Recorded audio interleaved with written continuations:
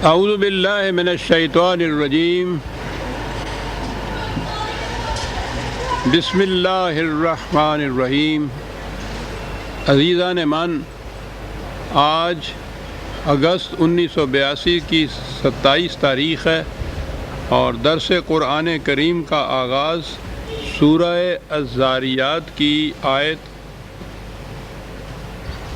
47 سے ہو رہا ہے۔ 51/47۔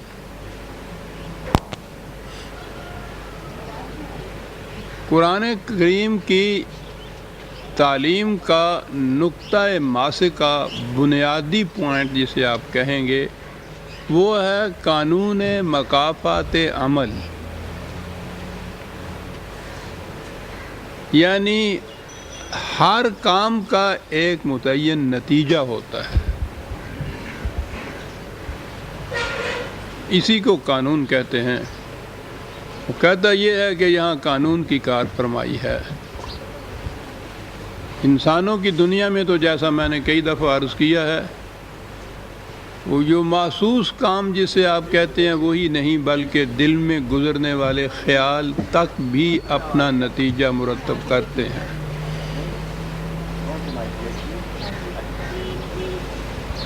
بنیادی تعلیم یہ ہے قرآن کی۔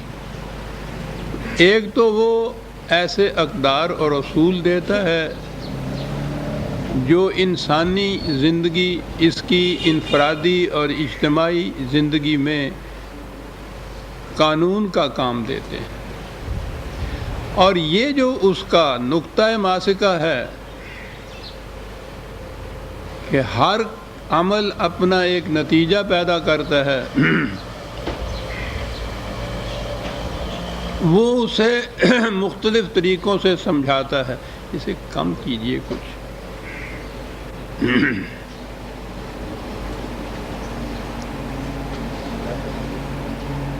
بنیادی طور پر اس کے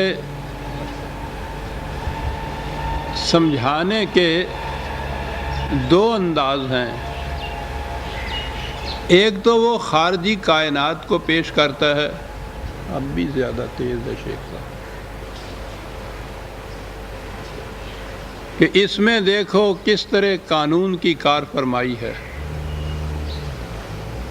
ایک ذرے سے لے کر عظیم الشان کروں تک ہر شے خارجی کائنات کی قانون کی زنجیروں میں جکڑے ہوئے ہے، اور یہ جو محیر العقول عظیم القدر سلسلہ کائنات کا اس حسن و ضبط سے چل رہا ہے، تو وہ صرف اس لیے کہ یہ ان میں کبھی قانون کی خلاف ورزی نہیں ہوتی،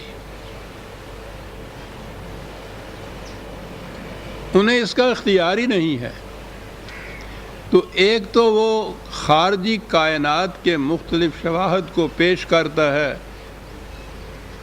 یہ بتانے کے لیے کہ یہ دیکھو کس طرح سے ہر شے قانون کے مطابق عمل کرتی ہے، اور ہر قانون کا نتیجہ کس طرح سے وہی پیدا ہوتا ہے۔ جب بھی آگ میں انگلی ڈالو، انگلی جل جاتی ہے اور درد ہوتا ہے۔ ایک تو یہ طریقہ ہے اس کا، اور دوسرا اس کے بعد طریقہ اور ہے، اس لیے کہ وہ صرف انفرادی زندگی کے متعلق ہی تعلیم نہیں دیتا، در حقیقت تعلیم اس کی اجتماعی زندگی کے متعلق ہے۔ نظام معاشرے کا کس قسم کا ہے، تمہاری روش زیست اجتماعی زندگی میں کس قسم کی ہے، اور اس کے لیے جو وہ قوانین دیتا ہے، اب ان کے جو نتائج مرتب ہوتے ہیں، انہیں سمجھانے کے لیے بہرحال تاریخ ہی ایک ایسی چیز ہے جسے سامنے لایا جا سکتا ہے، اور وہ اس کے لیے اقوام سابقہ کی تاریخی شواہد کو سامنے لاتا ہے کہ یہ دیکھو فلاں قوم نے اس قسم کا نظام قائم کیا، یعنی قوانین خداوندی کے مطابق، تو اس کے نتائج کس قدر خوشگوار برآمد ہوئے۔ جس قوم نے ان کی خلاف ورزی کی اور ان کے خلاف نظام قائم کیا، اس کے نتائج کتنے تباہ کن تھے۔ سارے قرآن میں اگر یہ بنیادی حقیقت آپ کے سامنے ہو تو اس میں یہاں سے وہاں تک ایک ربط نظر آئے گا، اور یہ بات نہیں کہ وہ یہاں باہر تو وہ ایک گیہوں کے دانے کی مثال بیان کرتا اور اس کے بعد قوم عاد کا ذکر چھیڑ دیتا ہے۔ تو ہمارے ہاں تو یہ چیز چونکہ ذہن میں نہیں تھی کہ قرآن کی تعلیم کا انداز کیا ہے، اس لیے یہ ہوا کہ جی بڑا ہی غیر مربوط ہے، اس میں تو کسی قسم کی ترتیب نہیں، کوئی ربط نہیں۔ کہیں دیکھیے آپ وہ فصلوں کا ذکر ہو رہا ہے، کہیں آسمان کے ستاروں کا ذکر ہو رہا ہے، انہیں معلوم نہیں کہ یہاں کیفیت یہ ہے کہ لہو خورشید کا ٹپ کے اگر ذرے کا دل چیریں، ان میں ربط باہمی ایسا ہے۔ جیمز جین یہ کہتا ہے، فلکیات کا سب سے بڑا ماہر، کہتا ہے اور یہ تو ایک طرف میں جو انگلی ہلاتا ہوں اس کا اثر کہکشاں پہ بھی جا کے پڑتا ہے۔ تو دوسری چیز وہ تاریخی شواہد پیش کرتا ہے۔ اب آج کے درس میں آ جائیے۔ پہلے اس نے، آپ کو یاد ہوگا کہ اس نے مثالیں پیش کی تھیں یا شہادات پیش کی تھیں آسمانی کروں کی، بادلوں کی، بارش کی، فصلوں کی۔ یہ سب کچھ کرنے کے بعد وہ فوراً اقوام سابقہ کی طرف آ گیا۔ پچھلی آیات میں قوم نوح، عاد، سمود، قوم لوط، یہ تمام اقوام جو تھیں ان کے انجام کی طرف چھچلتی ہوئی نگاہ ڈالتا ہوا آگے چلا آیا۔ آخر میں اس نے یہ قوم نوح کے متعلق آخری آیت میں یہ ذکر آیا تھا، اور یہ آنے کے بعد پھر اسی انداز میں آ گیا کہ وَالسَّمَاءَ بَنَيْنَاهَا بِأَيْدٍ وَإِنَّا لَمُوسِعُونَ۔ پھر آ گیا وہ کائناتی شواہد کی طرف، اور یہاں پہلی مثالوں سے بھی بلند اور بالا تر مثال دی کہ یہ آسمانی کروں کو تم دیکھو کہ ہم نے کتنی بڑی قوت اور قدرت ہے کہ جس سے اس کی تخلیق ہم نے کی، اور کتنا بڑا کنٹرول ہے ان کے اوپر کہ سائنسدان یا فلکیات کے ماہر یہ بتا رہے ہیں کہ اگر سورج کی رفتار میں 1 سیکنڈ کے کروڑویں حصے کا بھی فرق پیدا ہو جائے تو یہ سارا سلسلہ تہس نہس ہو کر رہ جائے۔ کہا کہ اتنی بڑی قوت ہے۔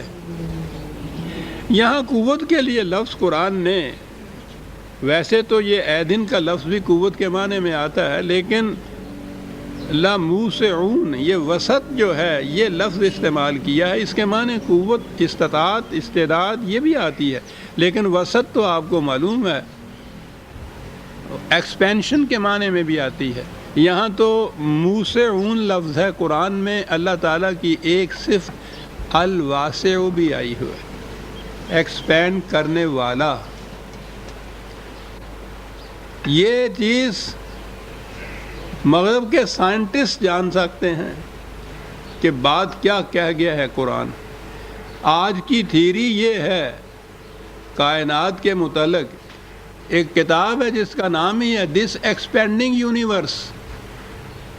نظریہ یہ ہے کہ یہ کائنات سٹیٹک نہیں، جامد نہیں، کہ جو کچھ بننا تھا بن چکا اور پھر اسی طرح سے ہے۔ ایک تو یہ ہے کہ اس کے اندر ایولیوشن اور ارتقائی منازل طے ہیں، دوسرے یہ ہے کہ یہ ایکسپینڈ کر رہی ہے۔ تو اگر یہ ایکسپینشن کے متعلق لیا جائے یہ الواسعون جو قرآن نے کہا ہے، تو ایک لفظ کے اندر وہ کتنی بڑی حقیقت بیان کر جاتا ہے، اور اسی لیے اس نے کہا ہے کہ جوں علم انسانی ترقی کرتا چلا جائے گا، حقائق کائنات پر پڑے ہوئے پردے اٹھاتا جائے گا، تو ہر پردہ جو اٹھے گا اس کے نیچے سے جو چیز ڈسکور ہو کے سامنے آئے گی وہ قرآن کے کسی نہ کسی دعوے کی شہادت بنے گی۔ آج اگر یہ چیز ہے ایکسپینڈنگ یونیورس، تو میں سمجھتا ہوں وہ لوگ جانتے ہیں اس چیز کو کہ یہ واسعون کیا چیز ہے جو قرآن نے کہہ دی ہے، کہ یہ ایکسپینشن ہے اس کائنات کے اندر، وہ اس کے اوپر قادر تھا کہ اس نے ان کو اس طرح سے قانون کی زنجیروں میں جکڑا، اور کائنات جو ہے پھر یہ ایکسپینڈ کر رہی ہے، وسط بھی ہے اس میں۔ آپ دیکھیے کیا چیزیں وہ شہادت میں پیش کرتا جا رہا ہے۔ وَالْأَرْضَ فَرَشْنَاهَا فَنِعْمَ الْمَاهِدُونَ، دو لفظ ہیں، کیا بات ہے صاحب۔ زمین گول ہونے کے باوجود بالکل پھیلی ہوئی چپٹی نظر آ رہی ہے، اور اسی وجہ سے تم اس پہ رہ رہے ہو۔ دوسرے مقام پہ یہ ہے، اس نے یہ کہا ہوا ہے کہ یہ گردش کرتی ہے چکی کے پاٹ کی طرح، لیکن یہاں یعنی دو لفظ ہیں، فرشنا اور ماہدون۔ فرشنا ہا تو صرف ایک چیز کے چپٹے ہونے، پھیلے ہوئے ہونے ہم یہ آ سکتا، فرش کے معنی جیسا آپ جانتے ہیں، یعنی ہم ساری عمر اس زمین پہ چلتے رہیں، کبھی احساس ہی نہیں ہوتا کہ یہ گول ہے۔ اگلا لفظ ہے ماہدون۔ آپ کو پتہ کہ مہد جو ہے وہ تو بچے کے پنگورے کو کہتے ہیں، گہوارے کو کہتے ہیں۔ اب یہ لفظ عربی زبان کا میں نے عرض کیا ہے نا کہ یہ تو اعجاز ہے عربی زبان کا، پہلے تو یہ کہ اس میں اتنی وسعت، پھر خدا کا انتخاب ہے الفاظ کا۔ اب مہد جو ہے آپ دیکھیے ذرا، پنگورے کو سامنے لائیے، اس میں حرکت ہوتی ہے، جھولنا جھلایا جاتا ہے، اس حرکت کا نتیجہ یہ ہوتا ہے کہ بچہ سو جاتا ہے، اس کو آرام ملتا ہے، ورنہ ہر حرکت ایسی ہے کہ اس میں تکلیف ہوتی ہے۔ پنگورے کی حرکت ایسی ہے کہ اس میں بچے کو آرام ملتا ہے۔ تو یہ لفظ جو تھا عربی زبان میں، یہ مہد جو لفظ تھا، تو وہ حرکت، ایسی حرکت کہ جس سے سکون اور آرام ملے، وہ حرکت اس میں ہوتی تھی۔ تو ماہدون، عرض کو ہم نے ایسا بنایا کہ گول ہونے کے باوجود وہ چپٹی ہے، اور اس پہ تم سکونت اختیار کر سکتے ہو۔ اتنی تیز حرکت کے باوجود وہ تمہیں سکون اور اطمینان بھی ساتھ، آسائشیں بھی ساتھ مہیا کرتی ہے، اور وہ ماہدون ہے خدا کے۔ فَنِعْمَ الْمَاهِدُونَ، قرآن کریم میں ایسے الفاظ آتے ہیں، احسن الخالقین، یہ یا نعم الماہدون احکم الحاکمون، اس کے معنی ہے کہ وہ نیچے کے درجے پر قوانین کے مطابق اور بھی خالق یا ماہد یا وغیرہ مانتا ہے، لیکن وہ جس مقام پہ خدا ہے یا جس انداز کا وہ ہے، اس کی مثل کوئی نہیں ہو سکتی۔ بہترین ماہدون میں سے بہترین ہے، نعم ہے، بلکہ لفظ بہترین کا بھی لفظ نہیں، میں کیا عرض کروں، ایک ایک لفظ کے اوپر کھڑا ہونا پڑتا ہے۔ یہ نعم کا لفظ خود یہ بتا رہا ہے کہ کتنی زیادہ آسائشیں بہم پہنچانے والا وہ ماہدون میں سے ہے۔ عرض کو اس قسم کا بنایا، چپٹی ہے، گول ہونے کے باوجود سکون اور آرام دیتی ہے، متحرک ہونے کے باوجود، اور وہ بہترین آسائشیں بہم پہنچانے والا ہے۔ یہ کیسے ہو رہا ہے؟ صرف اس لیے کہ یہ قانون کی زنجیروں میں جکڑی ہوئی ہے۔ وَمِن كُلِّ شَيْءٍ خَلَقْنَا زَوْجَيْنِ، 1400 سال پیشتر یہ بات کہنا کہ ہر شے جو ہے اس کی زوج ہے، پیئر ہے، کوئی نہیں کہہ سکتا تھا۔ یہ جو سامنے نظر آتی تھی چیزیں، ان میں تو وہ دیکھ سکتے تھے نار اور مادہ صرف، لیکن قرآن تو کل شیء کہتا ہے۔ یہ کل شیء کے لیے زوجین 1400 سال پیشتر عرب کی سرزمین میں، اور پھر نبوت سے پیشتر ہی صحیح ایک امی، کون انسان اس دور کا یہ کہہ سکتا ہے؟ پوچھئے مغرب کے سائنسدانوں سے جو ایسے مقام پہ پہنچ کے وہ بے ساختہ پکار اٹھتے ہیں کہ کوئی انسان اس دور میں یہ بات نہیں کہہ سکتا تھا، یہ کبھی انسانی نہیں ہو سکتی سر۔ یہ زوجین جو ہے یہ نار اور مادہ کی بات ہی نہیں ہے صرف، یعنی اب تو یہ سائنسدانوں کی جو تحقیق ہے وہ یہ ہے کہ وہ چھوٹی سے چھوٹی چیزوں میں بھی زوجین جو ہے اس کو پاتے ہیں، اور وہ کہتے ہیں کہ یہ آپ کو معلوم ہے کہ زوج کے معنی ہوتا ہے ایسی دو چیزیں کہ ان میں سے اگر ایک نہ ہو تو دوسری ناکارہ رہ جائے، دو مل کے ایک مقصد کو پورا کریں اور ایک دوسرے کی تکمیل کا ذریعہ بنے، اسے کہتے ہیں عربی زبان میں زوج۔ بات آئے گی ہمارے یہاں بیٹیاں، یہاں تو زوجہ ہی ہوتی ہے نا، یعنی وہ خاوند جو ہے وہ زوج نہیں ہوتا، وہ تو میاں ہوتا ہے، اللہ بھی میاں ہوتا ہے، خاوند بھی میاں ہوتا ہے، مجازی خدا جبھی اسے کہتے ہیں نا۔ کبھی آپ نے نہیں سنا ہوگا خاوند کے لیے زوج کا لفظ، لیکن زوجہ ضرور ہوتی ہے یہ۔ وہ ہر شے میں جو زوج کہتا ہے تو زوج کے معنی میاں بیوی یا نر و مادہ ہی نہیں ہے، وہ دو چیزیں جو ایک دوسرے کی تکمیل کا ذریعہ بنے، ایک دوسرے کی نشو و نما کا ذریعہ بنے۔ تو اب آپ نے سمجھ لیا کہ جو اس نے میاں بیوی کو بھی زوج کہا ہے تو اس کے معنی کیا ہیں اس زوج کے۔ لیکن یہاں تو سوال ہی نہیں ہے کسی کی صلاحیتوں کی تکمیل کا ذریعہ بننا، وہ تو میاں ہوتا ہے جو اس کی ساری صلاحیتوں کو دبا کے رکھتا ہے سب۔ یہی ہوتی ہے بیچاری وہ زوجہ کہہ لیجئے اس کو کہ یہ اس کے لیے کچھ کرتی چلی جائے، وہ زوج ہوتا ہی نہیں ہے۔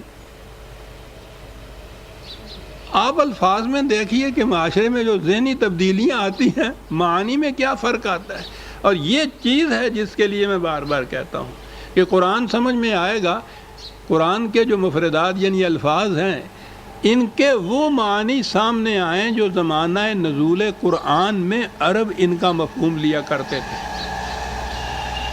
بڑا فرق پڑتا ہے مرور زمانہ سے الفاظ کے، لینگویج کے اندر۔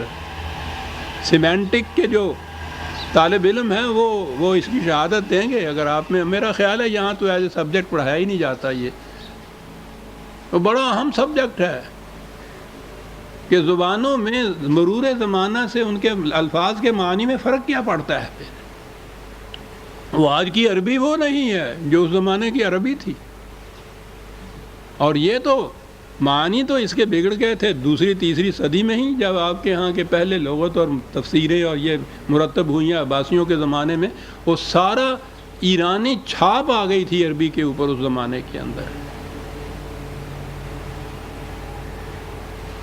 تو میں نے جیسا عرض کیا یہ طریقہ ہے قرآن کے سمجھنے کا، زوجین۔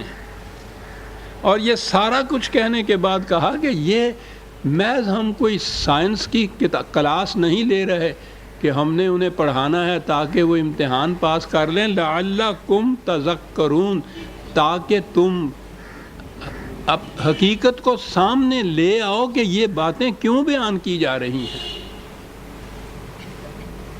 قانون کی کار فرمائی کے لیے، تاکہ تم اس چیز کو اچھی طرح سے سمجھ لو۔ سمجھنے کے بعد پھر کیا، جی سمجھ لیا میں نے، سمجھنے کے بعد ففروا الی اللہ، تو پھر ہر نظام کو چھوڑ کے نظام خداوندی جو ہے اس کی طرف لپک کر جاؤ، دوڑ کر جاؤ، تیزی سے جاؤ، وقت نہ ضائع کرو۔ ایک ایک لمحہ تمہیں ہلاکت کی طرف لیے جا رہا ہے، یاد رکھو کیا بات ہے ففروا کی، دوڑ کر جاؤ۔ کہا اس لیے سب کچھ یہ کہا جا رہا ہے، اور حضور کی زبان مبارک سے کہلایا کہ انی لکم منہ نذیر مبین، 3 لفظ ہے کہ میری حیثیت جو ہے، میں کوئی تم پہ داروغہ مقرر نہیں کیا گیا، میں اس کے معاوضے میں تم سے کوئی صلہ اور معاوضہ نہیں چاہتا، سوال ہی نہیں ہے۔ میں یہ کیوں اپنی جان کھپا رہا ہوں؟ اس لیے کہ تم بچ جاؤ تباہی سے۔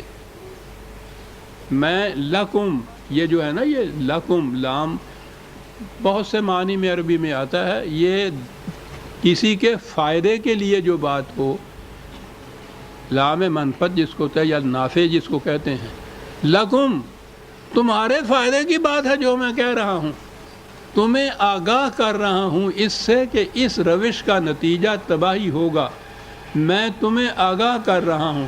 پھر اگلا حرف دیکھیے، کہ میں اپنی طرف سے یہ نہیں کہہ رہا، من ہو،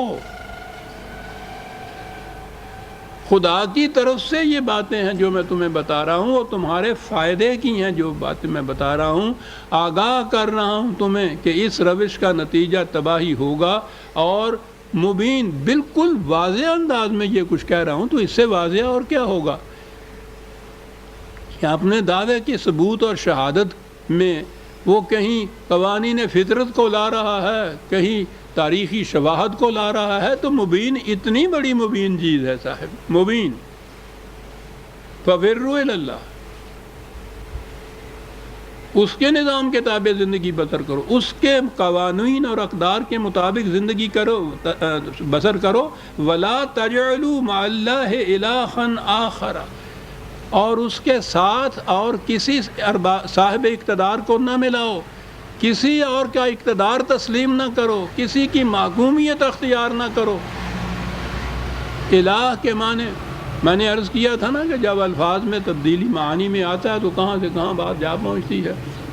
اب ہمارے ہاں عام طور پہ تو ترجمے ہی ہیں جن سے سمجھا جاتا ہے، ترجمے سے نہ بھی سمجھیے، عربی زبان کی کتابوں میں بھی آپ دیکھیے تو معنی یہی ہوتے ہیں۔ الہ کے معنی ہی معبود یا وہ جس کی پرستش کی جائے، جس کی ورشپ کی جائے۔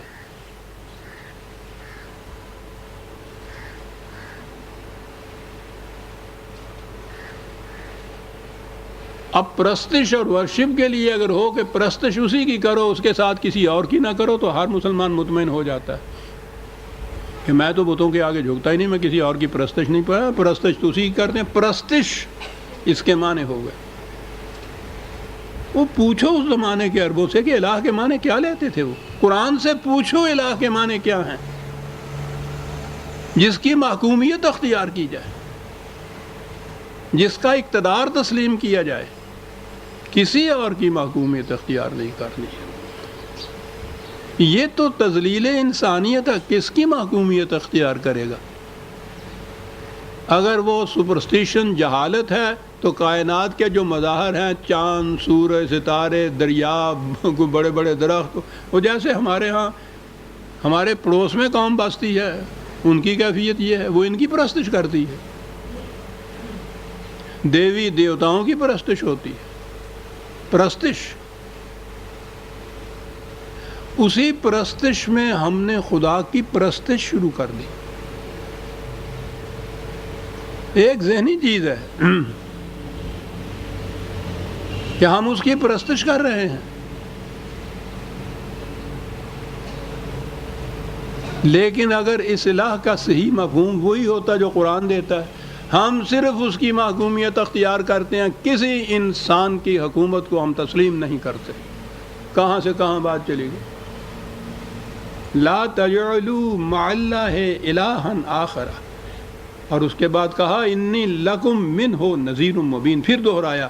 پہلے تو یہ دہرایا کہ اس کی طرف لپک کے جاؤ، تیزی سے جاؤ، دوڑ کے جاؤ، دیر نہ کرو، اور دوسرا یہ کہا کہ خالص اسی کی محکومیت اختیار کرو، اور پھر کہا کہ میں تمہیں وارن کرتا ہوں اس کے سوا کسی اور کی محکومیت اختیار کی، تو یہ بھی وجہ تذلیل انسانیت ہے، اور اگر اس کے ساتھ کسی اور کو ملا لیا تم نے تو یہ چیز بھی شرک ہے اور ظلم عظیم ہے۔ پھر میں وارن کرتا ہوں، کہا کہ یہ سب کچھ میں کہتا ہوں اور اس کے باوجود میں یہ بھی جانتا ہوں، یہ کیا بات ہے یہاں آگے جو لفظ ہے کذالک ما اتی الذین من قبلہم من رسول الا قالوا ساحر او مجنون، کہا یہ بھی میں جانتا ہوں کہ ہر رسول نے یہی کہا تھا جو میں کہہ رہا ہوں، اور ہر رسول کے ساتھ یہ ہوا کہ یہ جو اس کے ہاں کے بڑے بڑے سردار اور جاگیردار اور سہولت مند لوگ تھے، انہوں نے اس کی مخالفت کی، اور مخالفت میں اب دو لفظ آتے ہیں کہ انہوں نے کہا یہ کہ یہ ساحر ہے یا مجنون ہے۔ اب سحر یا ساحر کے معنی ہمارے ہاں جادوگر لے لیے جاتے ہیں کہ یہ جادوگر ہے یا پاگل ہے۔ سحر کے معنی جادوئی نہیں ہوتے، باطل چیز ہوتی ہے، ہر وہ شے جو حقیقت میں کچھ ہو دکھائی کچھ دے، فریب کاری اس کے معنی ہوتے ہیں۔ جھوٹا اس کے معنی ہوتے ہیں، ساحر کے معنی وہ یہ چیزیں کہتے تھے۔ اب ہمارے ہاں تو یہ ہوا نا کہ وہ چونکہ معجزات دکھاتے تھے، اور معجزہ تو وہ بالکل جادو ہوتا ہے، سمجھ میں ہی نہیں بات آتی، اس لیے وہ اس کو جادوگر کہتے تھے۔ وہ معجزات دکھاتے تھے، اس کے مقابلے میں ان کے ہاں کے جو لوگ تھے وہ بھی یہ کچھ دکھاتے تھے۔ تو اب الجھاؤ آ پڑا کہ کیا کیا جائے، رسول بھی وہی دکھاتا ہے، یہ بھی یہی دکھاتے ہیں۔ جس مقام پر پہنچ کر تصوف کی میری گاڑی نے پٹری بدلی تھی وہ یہی مقام تھا کہ تصوف کا انتہا بھی کرامات دکھائی جاتی ہیں، اور وہ جو مشرک بت پرست ہیں ان کے ہاں جو کرامات ہوتی ہیں وہ ان سے بھی بڑی ہوئی ہوتی ہیں۔ یہ کیا ہے؟ یہ سحر نہیں بے عزیزان من۔ وہ لوگ کہتے یہ تھے کہ یہ فریب دہی ہے، یہ جو دعویٰ کر رہا ہے میں خدا کا رسول ہوں، یہ فریب دہی ہے، یہ باطل ہے، یہ جھوٹ ہے۔ تو یا تو یہ دانستہ جھوٹ بول رہا ہے، فریب کار ہے معاذ اللہ، او مجنون، یا یہ پاگل ہو گیا ہے، دماغ چل گیا ہے، اپنے آپ کو کہہ رہا ہے میں خدا کا رسول ہوں۔ یہ دیکھیے یہ لفظ جو ہے یہ بڑی اہم بات یہاں آ گئی، ساحرون، اگر اس کے معنی ہر جگہ آپ کو جادوگر ملیں گے۔ تو کہا یہ گیا کہ ہر رسول جو آیا کفار نے اس کی تکذیب کی اور اس کے خلاف یہ کہا کہ یہ جادوگر ہے، اور خدا نے یہ بات کہی کہ کتنا بڑا الزام تھا جھوٹا جو ان کے خلاف لگایا۔ تو کسی رسول کے متعلق کیا نا کہ وہ جادوگر تھا، وہ جادو کرتا تھا، قرآن بتا رہا ہے کہ یہ کفار کی طرف سے اعتراض کیا جاتا ان کے خلاف، وہ یہ نہیں تھے۔ اور یہاں بڑے دھڑلے سے کہا جاتا ہے کہ حضرت موسیٰ علیہ السلام اور فرعون کے ساحرین کا مقابلہ ہوا، اور انہوں نے کچھ سحر دکھایا، جادو دکھایا، اور انہوں نے اس سے بھی زیادہ بڑا جادو دکھایا۔ ساحر خود تسلیم کر رہے ہیں ہم اتنے بڑے رسول کو، اور قرآن کہتا ہے کہ یہ کفار کی طرف سے الزام دھرا جاتا تھا ان کے اوپر، وہ کہتے تھے یہ ساحر ہے۔ کوئی نہیں کھڑا ہو کے سوچتا۔ رسول عزیزان من اس قسم کے تماشے نہیں دکھاتے تھے، وہ جادوگری کا بات نہیں تھی، وہ تو حق کو پیش کرتے تھے، اور وہ اسے کہتے تھے کہ یہ شخص یا تو فریبکار ہے، یا یہ جھوٹا ہے، اور یا اس کا دماغ چل گیا ہے۔ اتواصوا بہ بل ہم قوم طاغون، کہا یوں بظاہر نظر آئے گا جیسے ہر جانے والی نسل آنے والی نسل سے کہہ جاتی ہے کہ تمہیں یہ کہا جائے گا، یہ جواب دینا اس کا، ان کے فریب میں نہ آ جانا۔ یہ جس چیز کو جھوٹ کو باطل کو تواتر کہا جاتا ہے نا، یہ سند اب آ گئی ہے ہمارے ہاں، یہ مذہب کی دنیا کے اندر ایک سند تواتر کی بھی ہے کہ جیسا ہوتا چلا آ رہا ہے وہ پھر سند ہو جاتا ہے۔ یعنی ایک غلط چیز جو 1000 سال پہلے کسی نے اختیار کی، اگر وہ ہر نسل اس کو اپنے آباء و اجداد کا مذہب سمجھ کے تقلیداً اختیار کرتی چلی آ رہی ہے، تو یہ جو تواتر سے یہ چیز آ رہی ہے نا، آخر میں آگے یہ سند بن جاتی ہے۔ قرآن کہتا ہے کہ یہ نظر آئے گا کہ جیسے وہ ہر نسل آنے والی نسل سے یہ کہہ دیتی تھی کہ ایسا کرنا تم نے، اور وہ چلی جاتی تھی، وہ یہی کہنے لگ جاتی۔ تقلید اسلاف اسی کو تو کہتے ہیں کہ کسی دور کے کسی انسانوں کے گروہ کی اتنی بڑی شخصیت تسلیم کر لی ان کی، اور پھر یہ ہے کہ انہوں نے جو کہا ہے وہ آگے منتقل ہوتا چلا آ رہا ہے، بغیر سوچے سمجھے، بغیر قرآن کی سند پیش کیے ہوئے منتقل ہوتا چلا آ رہا ہے۔ ہم تک آ گیا، صاحب اس کے صحیح ہونے کی سند کیا ہے کہ جی سند تواتر ہے۔ اور ہر دور کے جتنے بھی ان کے ہاں کے اکابر ہیں، اپنے دور کی نسل، اپنے دور کی قوم، اپنے دور کے مسلمانوں کے متعلق وہی رونا روتے ہیں جو آج ہم رو رہے ہیں کہ فاسق ہیں، فاجر ہیں، اسلام سے دور ہو گئے ہیں، ان کا کردار نہیں رہا، ان کا اخلاق نہیں رہا۔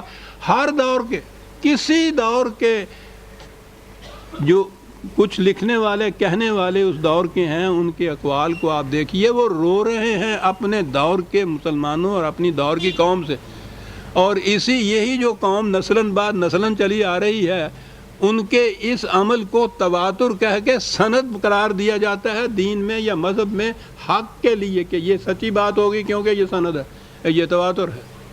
قرآن کہتا ہے، یوں نظر آتا ہے کہ جیسے یہ متواتر اس قسم کی بات ایک نسل دوسری سے کہتے چلی آ رہی، کہا یہ بات نہیں ہے، بل ہم قوم طاغون، ہر نسل جو ہے وہ قانون خداوندی سے سرکشی برتنا چاہتی ہے، کیونکہ ان کا مفاد اس میں ہوتا ہے کہ اس کی خلاف ورزی کرے۔ قانون خداوندی سے یہ سرمایہ داری نہیں رہتی، ملوکیت نہیں رہتی، مذہبی پیشوائیت نہیں رہتی، یہ فن خوانی بنا جا سکتا اس کے اندر۔ موافق کیے، ترجمہ یہی ہو سکتا، ملا قرآن نے لفظ کہا ہے ایک، وہ کہتے ہیں کہ یہ بات جو ہے وہ یہ ہے کہ یہ ہر نسل، ہر دور کی قوم وہ دیکھتی ہے کہ ہمارا فائدہ اسی میں ہے کہ اس کی خلاف ورزی کی جائے۔ اصل میں تو بات یہ ہوتی ہے، وہ اس کے لیے سند یہ بہم پہنچاتی ہے کہ یہ ہوتا چلا آ رہا ہے، اگر یہ چیز ایسی غلط ہوتی تو یہ کیوں ایسا کرتے، یعنی خود نہیں کوئی دلیل دے سکتے اس کے لیے، دلیل یہ ہے کہ اگر یہ چیز غلط ہوتی کہ یہ ایسا کیوں کرتے، کیا سند ہے یہ؟ ارے تم بتاؤ یہ بات، دلیل و برہان سے بتاؤ، سند سے بتاؤ کہ یہ بات صحیح ہے تو ٹھیک ہے، یہ کوئی سند ہے کہ اگر یہ غلط ہوتی تو یہ کیوں کرتے چلے جاتے؟ انہیں کے بعد سے تو روتے ہو تم، ساری تاریخ اپنی یہ کہہ رہے ہو کہ اسلام کے خلاف چلی آ رہی۔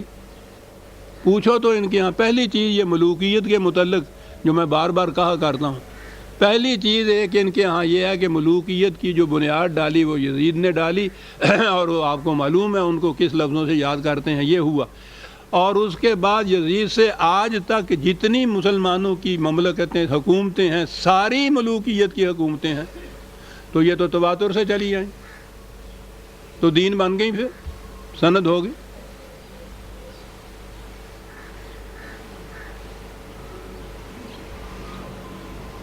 تواتر کوئی سند نہیں ہے عزیزان من، سند تو صرف خدا کی کتاب ہے، صرف ایک سند، لا تجعلوا مع اللہ الہا آخر، اس کے ساتھ کسی اور صاحب اقتدار کو نہ اسے مت سند سمجھو، اس کی اتھارٹی کو قبول نہ کرو، اتھارٹی صرف خدا کی ہے۔ معاف رکھیے۔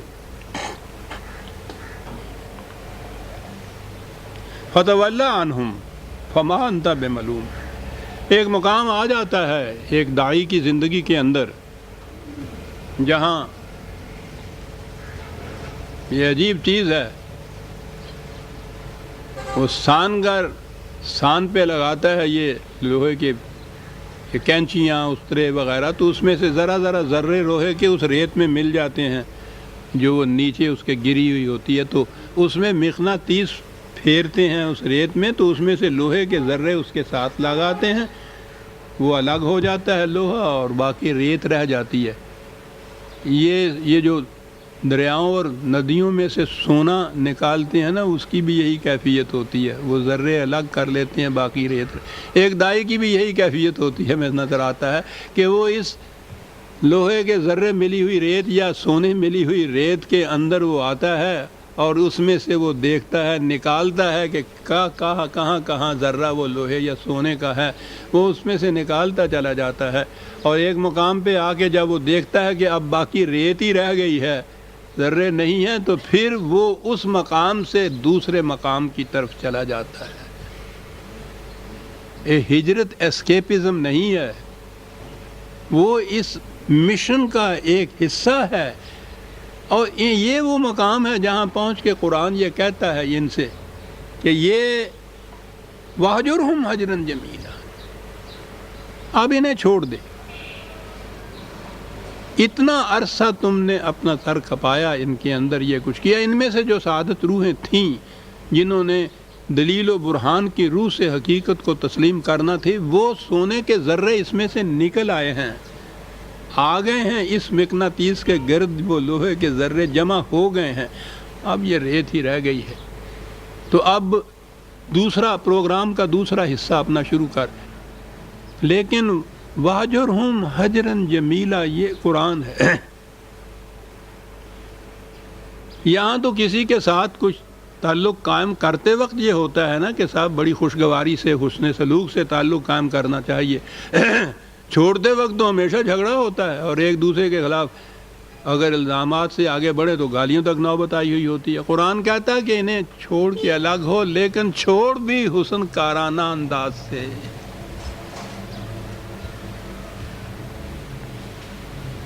وہ گل نہ کر کے میری لگدی کسے نے نہ دیکھی تے ٹوٹ دی نو جگ ویکھدا، جگ نہ تماشا ویکھے. واہجرہم حجرن جمیلا.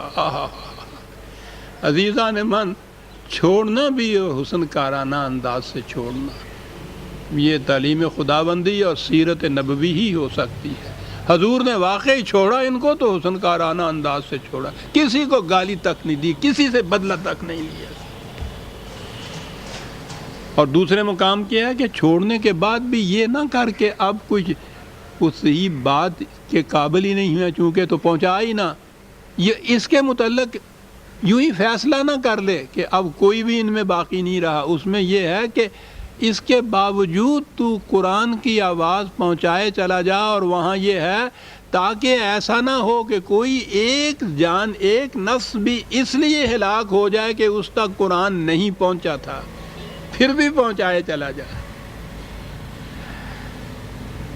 فَتَوَلَّ عَنْهُمْ فَمَا أَنْتَ بِمَلُومٍ. اس مقام کے اوپر اگر تو ان کو چھوڑ کے دوسروں کی طرف توجہ اگر دے گا، یہاں زیادہ امید وابستہ ہو سکتی ہے کہ ان میں اصلاح ہو سکتی ہے، تو اس سے تم پہ کوئی ملامت نہیں ہوگی، کوئی اعتراض نہیں ہوگا اس سے کہ تم نے ایسا کیوں کر دیا. لیکن وَذَكِّرْ وَإِنَّ الذِّكْرَىٰ تَنفَعُ الْمُؤْمِنِينَ. قرآن کی بات پہنچائے چلا جا، اس کے باوجود دہرائے چلا جا. جو بھی ان میں سے اس کو تسلیم کرے گا اس کے لیے یہ بڑی مفید چیز ہوگی، بڑی منفعت بخش چیز ہوگی. اور بات وہی ہے جو پہلے کہی گئی کہ فَفِرُّوا إِلَى اللَّهِ، ایک خدا کی محکومیت کو اختیار کرو. یہ ہے قرآن کی تعلیم کا جو میں نے عرض کیا نقطۂ ماسک.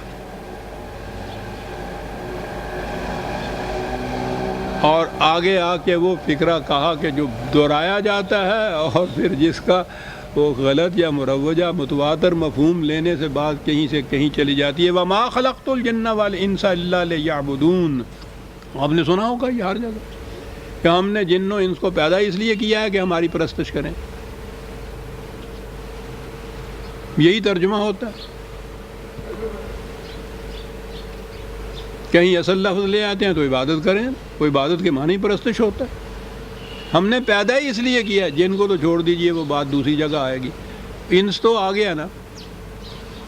انسانوں کو پیدا ہی ہم نے اس لیے کیا ہے کہ ہماری پرستش کریں. اندازہ لگائیے آپ. کچھ کھول کے بیان کرنے کی بات نہیں ہے.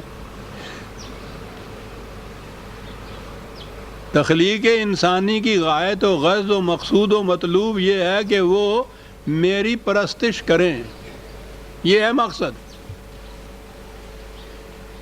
اب ان سے پوچھا جاتا ہے کہ صاحب پرستش تو یہی ہے نا کہ جو نماز پڑھ لی، کوئی نفل پڑھ لیے، اس کے بعد کچھ ورد وظیفے کر لیے. وہ تو کہا ہے کہ تخلیق کی غرض یہ ہے، اس کے معنی کہ اس کے سوا کچھ اور کرنا ہی نہیں ہے. کچھ اور کیا تو وہ مقصد تخلیق کے خلاف چلا جائے گا نا. تخلیق کا تو مقصد یہ ہے. تو ان میں سے جو بڑے سے بڑے بھی جو وہ بزرگ عبادت گزار ہیں، ان کی بھی تو یہ صورت نہیں ہے کہ وہ 24 گھنٹے ہر سانس میں وہی پرستش کی بات کرتے چلے جائیں، اور کچھ بھی تو کرنا ہوتا ہی ہے نا. تو جتنا کچھ یہ وقت کیا، وہ تخلیق جو کا مقصد جو خدا نے بتایا بقول ان کے، وہ اس کے خلاف چلی گئی بات. اس لیے یہ اپنے ہاں کے جو یہ بڑے بڑے مقتدا ہوتے ہیں، بزرگ ہوتے ہیں، ان کے متعلق یہ باتیں مشہور ہوتی ہیں کہ صاحب وہ دن رات اسی میں ہی لگے رہتے تھے، نفلیں پڑھتے رہتے تھے، تسمیاں پھیرتے رہتے تھے، بیٹھے رہتے تھے ایک کنج کے اندر. اور وہ کبھی نفل پڑھتے تھے، کبھی نماز پڑھتے تھے، روزہ صائم الدہر ہوتا تھا، ہمیشہ روزہ رکھتے تھے، بھوک لگتی تھی تو وہ ایک روٹی لکڑی کی دے رکھی تھی ماں نے، اس کو چک مارتے تھے. بنائے ہوئی ہے کاہے کے لیے؟ الا لیعبدون، مقصد ہی خدا کی پرست ہے. پہلے تو اس مقصد پہ زور دی، ذرا غور کیجئے عزیزان من، کہیں تنہائی میں بیٹھ کے غور کیجئے گا کہ خدا کہتا ہے مقصد یہ ہے ان کے پیدا کرنے کا، میری پرستش کر دے رہا.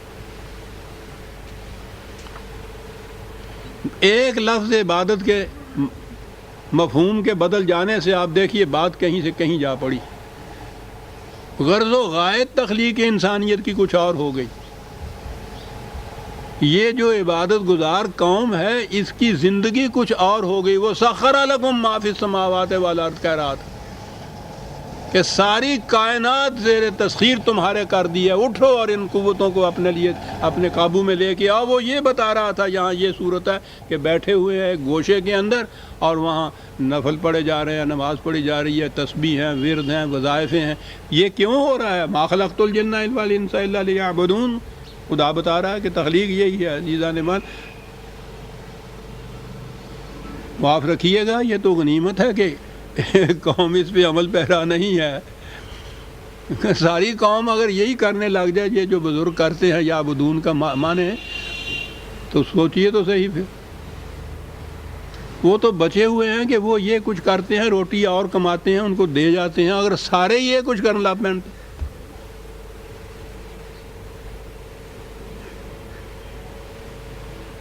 اللہ نے ایک لفظ ابدا یعبدو سے عربی زبان میں بھی اور قرآن کریم میں بھی جو الفاظ استعمال ہوئے عزیزان مان، اس کے معنی محکومیت کے ہیں کہ شرف انسانیت یہ ہے کہ انسان نہ تو مظاہر فطرت میں سے کسی شے کے سامنے جھکے، کیونکہ ہر شے اس کے تابع تسخیر ہے، اور اس کے بعد انسان رہ جاتا ہے نا. انسان کے سامنے وَلَقَدْ كَرَّمْنَا بَنِي آدم، ہر انسان یکساں واجب التکریم ہے. تو جو یکساں واجب التکریم ہے اس میں سے ایک کا دوسرے کے سامنے جھکنے معنی کیا رکھتے ہیں؟ یہ تو اس سے زیادہ تذلیل اور کیا ہو سکتی ہے کہ جو اپنے برابر ہے اس کے پاؤں کے اوپر سر رکھا ہوا ہو، انسان نے اس کے سامنے جھکا ہوا ہو، اس کے احکام کے سامنے سر تسلیم خم کاری ہے، اس کی محکومیت تسلیم کیا ہو. تو نہ تو مظاہر فطرت میں سے کسی کے سامنے یہ جھک سکتا ہے، نہ اپنے جیسے انسان کے سامنے جھک سکتا ہے. اور پابندی تو کرنی پڑتی ہے زندگی میں کسی شے کی. کس چیز کی پابندی کرو؟ خدا کے قوانین کی پابندی کرو. ہم نے ان کو پیدا اس لیے کیا، ان کی تخلیق کی غایت یہ تھی کہ کسی اور کے سامنے یہ نہ جھکیں، صرف ہمارے قوانین کے سامنے جھکیں.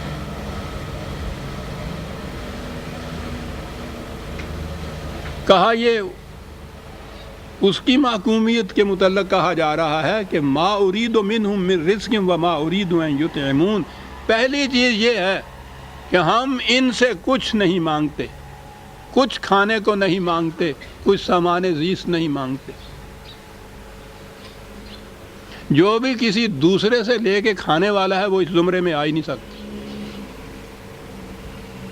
خواہ وہ حضرت صاحب کہیں ہوں، خواہ وہ حاکم کہیں ہوں. جو دوسرے کی کمائی سے روٹی کھاتا ہے وہ خدا کی اس صفت کے خلاف جاتا ہے. وہ کہا حق حکومت میں بھی آپ نے دیکھ لیا کہ جو ہم نے کہا ہے کہ ہماری محکومیت اختیار کرو، اس میں یہ نہیں ہے کہ تم ہماری محکومیت اختیار کیو، کماتے جاؤ اور لا کے ہمیں دیتے جاؤ. ہم تو چاہتے ہی نہیں ہیں کسی سے، رزق نہیں چاہتے، طعام نہیں چاہتے. ان اللہ هو الرزاق ذو القوۃ المتین. کہا یہ کسی کی کمائی سے لینا، جس کی محکومیت اختیار کی جائے اس کی تو ذمہ یہ ہے کہ ہر ایک کو رزق پہنچائے، بجائے اس کے کہ ان کی کمائی سے خود کھائے. کیا کیا چیزیں کہاں کہاں کیا جاتا ہے. ذو القوۃ المتین. اور پھر وہ ایسا نہیں ہے کہ اس کو ضرورت ہے اس چیز کی کہ صاحب ووٹ کتنے آئیں گے اور میرا جتھا کتنا بڑا ہوگا، میری پارٹی کتنی بڑی ہوگی. سوال ہی نہیں ہے. وہ بڑی قوتوں کا مالک ایسا ہے، بڑی مضبوط قوتوں کا مالک ہے، اس کو اس کی ضرورت نہیں ہے، اس کی پرواہ نہیں ہے. اور جو رزاق بنتا ہے یہاں دنیا کے اندر بھی نظام کاری کا سربراہ کیوں نہ ہو، رزاق جو بنتا ہے وہ اس کی قوت کا ٹھکانہ کیا ہے؟ وہ تو دل و جان سے اس کے سامنے لوگ جا کے جھکتے ہیں۔ رزاق فَإِنَّ لِلَّذِينَ ظَلَمُوا ذُنُوبًا مِثْلَ ذُنُوبِ أَصْحَابِهِمْ فَلَا يَسْتَعْجِلُونَ۔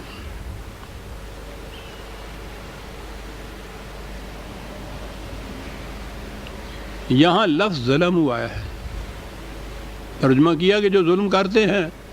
اب بہرحال یہ تو سارے اس میں سے نکل گئے کہ جو دنیا کے معاملات میں حصہ ہی نہیں لیتے، تو سوال ہی نہیں، یہ تو الگ بات رہی کہ کسی کی منفعت، کسی کا بھلا بھی نہیں کرتے، لیکن بخار وہ کہتے ہیں ظلم نہیں کرتے۔ یہ ظلم نہ کرنا جو ہے، میں اس معنی میں لے رہا ہوں جس میں عام طور پہ ظلم معنی لیے جاتے ہیں۔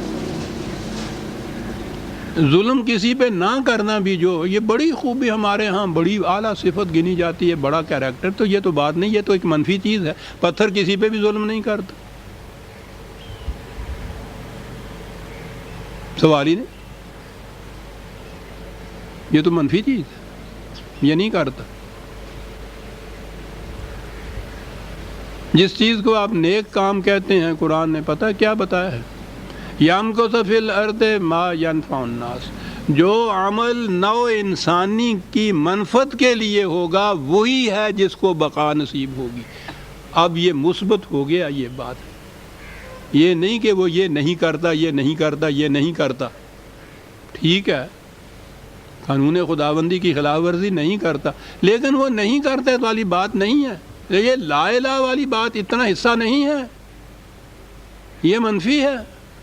آگے مثبت عمل بھی تو ہے، مثبت عمل یہ ہے یَمْکُثُ فِی الْأَرْضِ مَا يَنْفَعُ النَّاسَ، اسی عمل کے لیے بقا، کیا بات ہے صاحب، اسی عمل کے لیے بقا ہے جو نوع انسانی کی منفعت کے لیے کیا جائے، الناس کے لیے ہے۔ یہ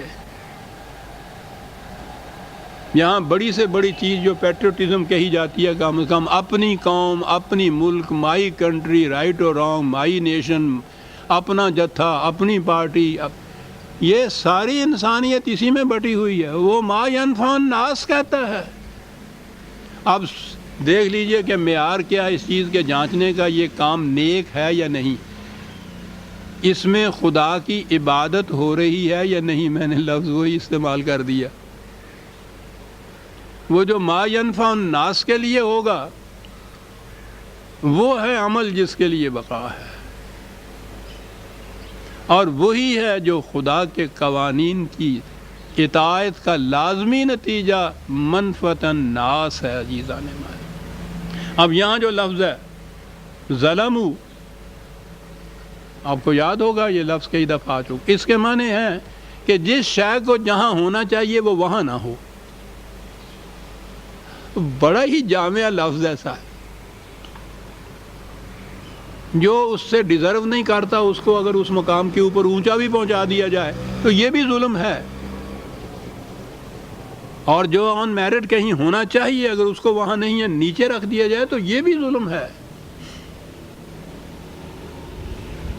جس کو جہاں ہونا چاہیے اگر وہ وہاں نہیں رکھا جاتا تو وہ یہ ظلم ہے۔ اب انسانوں کو اگر مساوات انسانیہ کی روح سے یکساں واجب و تکریم نہیں رکھا جاتا، اس میں فرق پڑتا ہے، یہ بھی ظلم ہے۔ تو کہتا ہے کہ وہ لوگ جو ظلم کرتے ہیں، یہ لفظ ذنوباً مثل ذنوب اصحابہم، یہ ذنب کا لفظ بڑا جامع ہے ان کے ہاں، ایسی چیز جو کسی کے پیچھے لگی رہے، نہیں چپکی رہے، اس طرح کہ جہاں جائے وہ چپکی رہے، پیچھا ہی نہ چھوڑے، جہاں جی چاہے جائے۔ اب پتہ ہے انہوں نے کہاں سے یہ لفظ لیا تھا، عجیب قوم تھی۔ یہ جو گائے بھینس یا اونٹ کی دم ہوتی ہے نا، اس کے لیے یہ لفظ بولتے ہیں۔ اب دیکھ لیجئے کہ کیسی عمدہ یہ تشبیہ ہے کہ وہ کہیں جائے چپکی رہے وہ چیز اور پیچھے لگی رہے۔ کہتا ہے انسان کے عمل کا نتیجہ وہ تو اس طرح سے اس کے پیچھے چپکا رہتا ہے، جیسا کسی اونٹ یا مویشی کی دم اس کے ساتھ چپکی رہتی ہے. اور آخر الامر پھر وہ نتیجہ برپا کر پیدا کر کے رہتی ہے. ضرور وہ پانی بھرے ہوئے ڈول کو بھی کہتے تھے جس کو ساتھ رکھنا پڑتا تھا. وہ ہمارے ہاں جو محاورہ ہے نا پیمانہ لبریز ہو گیا، وہ یہ معنی بھی ہوتے ہیں کہ آخر الامر پھر جب وہ نتیجہ کی برآمد ہونے کا وقت آ جاتا ہے تو پھر پیمانہ لبریز ہو جاتا ہے. اصحابہم فلا، اور یہ جیسا کہ وہ جو پہلوں کا کہہ رہے تھے نا کہ یہ تواتر سے آ رہی ہے بات، کہا جیسا ان کا بیڑا غرق ہوا تھا اسی طرح سے ان کا پھر ہو جاتا ہے. اور حضور سے کہا کہ اس معاملے میں فلا تستعجلون، ان سے کہو کہ یہ جو بار بار اس کے لیے فرمائشیں کر رہے ہیں، آپ سے اعتراض کر رہے ہیں، یہ ہوتا کیوں نہیں ہے، آتا کیوں نہیں ہے وہ نتیجہ، وہ عذاب جسے کہہ رہے ہیں، ان سے کہو کہ وہ کوئی عید کا چاند نہیں ہے جس کے لیے تم جلدی مچا رہے ہو. تمہیں معلوم نہیں کہ وہ جب آئے گا تو کیفیت کیا ہوگی. جلدی نہ کرو، مہلت کا وقفہ غنیمت جانو، اس میں اپنی اصلاح کر لو، اپنی روش بدل لو، تباہی سے بچ جاؤ گے.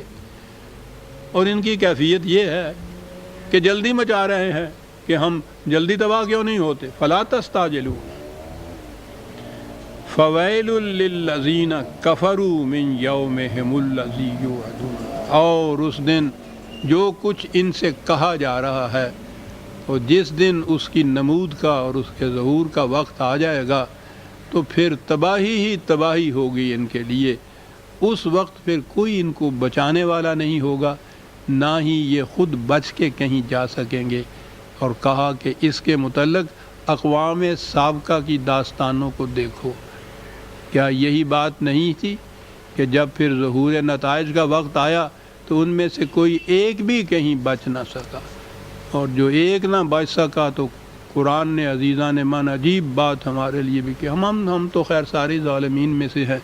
کہا کہ جب وہ تباہی آیا کرتی ہے تو یاد رکھو وہ صرف انہی کو تو گھیرا نہیں کرتی کہ جنہوں نے ظلم کیے تھے، وہ سب کو بہا کے لے جایا کرتی. اجتماعی تباہی تو قوموں کی اس طرح سے ہوتی ہے. اس لیے جو اس وقت اس ظلم میں شریک نہیں ہیں انہیں چاہیے کہ اس ظلم کو روکیں.